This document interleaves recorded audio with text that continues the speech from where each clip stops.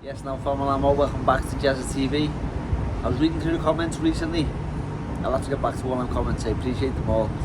But yeah, also the channel grown to 1,500 followers now, and I don't know if that's a lot or not a lot, I don't know, but thank you.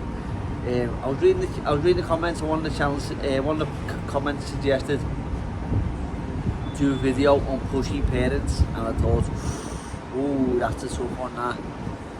Like, the pushy parents that I've come across, they really know I'm talking about them. But just in general as well, like, I don't agree with it, but I'm gonna do a topic on it. Why I don't agree with it personally, because my parents were never like that. My parents just let me do what I would do, support me to do what I was doing, and when the time came for my parents to help me, they did in anything that they could. So I had the best of both ways really, innit? Like, they never stopped me, they never pushed me. They just done it exactly the way I wanted them to do. Really, obviously they're my parents and everyone has a different relationship. Maybe that was just normality to me. That's why it worked. But I do thank them for the support that they did give me, and they always tried their best to help me whereas they could. And then also the boxing gyms or the football coaches or whatever that may be, they also come in and help, don't they, and take a bit of a parental role too, especially when the kids are little. So here's some of the things that bugs me about the parents. Sports coaches in general and boxing coaches especially, they see the parents come to the gym and they sit by the door or they sit inside the gym and they start coaching from the glass, looking in, do this, do that, do that. Or when they're going to spar, the parent gets a bit anxious and starts making himself known and piping up and even shouting to the ring when the kids are sparring. That's not the way it's done in sports, or there should be one person that's the coach. So some gyms actually ask the parents to leave, and some gyms ask when the parent gets too bad, I've known coaches to say, you don't have to take them somewhere else because you're doing this yourself really. You're basically using us to do what you want them to do. You're using our best as because you need us, but other than that, you don't want us. So that's what I have seen that in the gym, and some gyms don't let parents in at all. You have a sign on the door saying no parents, and this is because of them parents, them pushy parents. See them signs on the doors, no parents. That's because they ruined it for everyone. Even the parents who do support, coaches love having them around. They're welcome, they're more than welcome. They motivate the kid more than anything. They support the kid, they're good for the kid. But then the parents who it's all about them, then that's why you put that sign on the door. Now this one, I don't agree with it because I think it's wrong. I think a lot of parents live through the kid. They failed. That's the truth of it. They failed, so they push their dreams and desires into the child, and I understand that as a dad.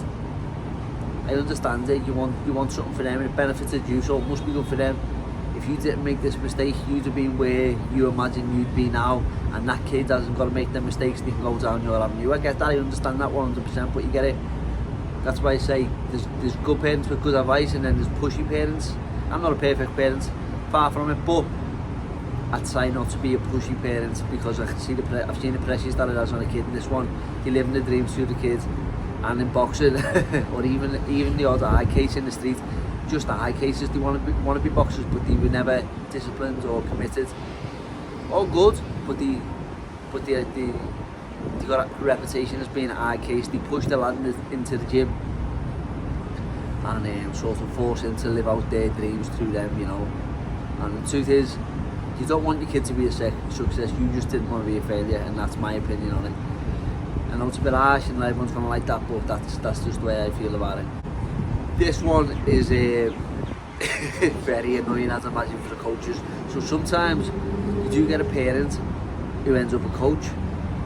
They're not coaching because they want to help, they're coaching because they want to help their kid, and more importantly, they want to help themselves. So when these coaches get into a position of power, it can be, now my dad weren't perfect either. My dad was the football team coach. He coached me from under 9s or something like that. My school team, he was the school team football coach. And he stopped when I stopped at the age of 14. But he was never like living his dreams through me. It was more like he was enabling me to have a social life with my friends, and he was good with my friends, and I'll always be grateful towards me for that, because yeah, it was good the way he done it. But you see some coaches, these fucking coaches, dad stays the line there. Are you his dad or are you his coach? Because when you become both, there's a bit of a conflict of interest, I think, and there's also a misunderstanding from the child. I hate that coach, but I love that dad. It can be like that. So I've seen these dads, coaching dads, absolutely blitzing the kids, taking them on unnecessary sessions because they're out of the gym and they're doing a little bit more, and when they want to go back to the gym, they want to be the number one through the kids in the gym, and they want to impress everyone. Look how well my kid's coming on. The truth is, most of these dads, they can't. I've seen the difference. I went to a boxing gym when I was a kid. My coach was Kevin Smith. Kevin Smith's like Kieran, was very good. He's very talented. When I say good, he had technical ability, bags of it. But Kevin Smith created real good fighters like Andy Fowler, Molly McCann, Marcel Braithwaite was there when he was a little kid. Shakespeare, they was on the fit. They ended up with Georgie Trevor, but Kevin Smith, who else? Andy Jevons, Andy Galvin. There was good little gym lads in there. The Youngie brothers, he created, him and Joe Harper between him created good fighters, and I'm missing loads out there, by the way. Even good teammates of mine, but go on all day, but Kevin Smith was great. He had his own lad there in the gym, and there was no favouritism or biases. Kevin had he had 7 kids at home, Kevin, and he used to go to the gym every night and coach the other kids, not because he loved them kids any more than his own kids, just because he was a boxing coach, and he kept the line between boxing coach and dad very, very well, and that's what you don't see with some of these fellas. The line between boxing coach and dad, it gets mixed up, and the kid ends up like swearing at the dad and all that in the gym in front of everyone. He's embarrassing the dad's embarrassing the lad. It becomes a little bit of a shit show there, because the lines are blurred between father and son. And you see this one at every show, my lad. My lad's doing this now, my lad's doing that, and no one even asked the dad about my lad, but the dad tells everyone who listen about my lad, and it's quite annoying. So stop it. If you are the dad of my lad, we don't care. We really don't care. My lad's having the time, doesn't even want to fight, and the dad's actually putting all his hopes and desires into my lad. So yeah, fuck it off, will you, dad? Leave my lad alone. So where does it go in the end? Where is the ending for these people? Most of the time, you get the odd one out on there, the Oscar De La Hoya of the world, who says his dad was very harsh with him growing up, and when he got to an adult, he thanked him for it later. But more than likely, I choose my relationship with my sons, over making him something that I want him to be. So whatever he will be, and I pray to God that he finds something good, something that he enjoys in life. But other than that, yeah, see most of them, the majority, well, 99%, even more than that, who end up falling out of love with the sport for a short time. They have a strained relationship with the father. Maybe the mother intercedes, maybe the father and the mother fall out because the father thinks he's so far down this avenue, he thinks he knows what's best. Little does he know that the son's in bits, he can't see what's going on. And yeah, it can be very confusing for a young teenager, especially a teenager. That's normally the years that they rebel, and when you rebel as a teenager, it's so dangerous, because it's not like if you rebel at the age of 8 and you don't want to do something, maybe you go home, play a PlayStation, or maybe you go and eat extra jellies, or sit on your ma's lap while, you know what I mean, I don't know. But you rebel at the age of 16, 17, consequences are severe, and you want to go out there with other kids and other kids who are in the same boat.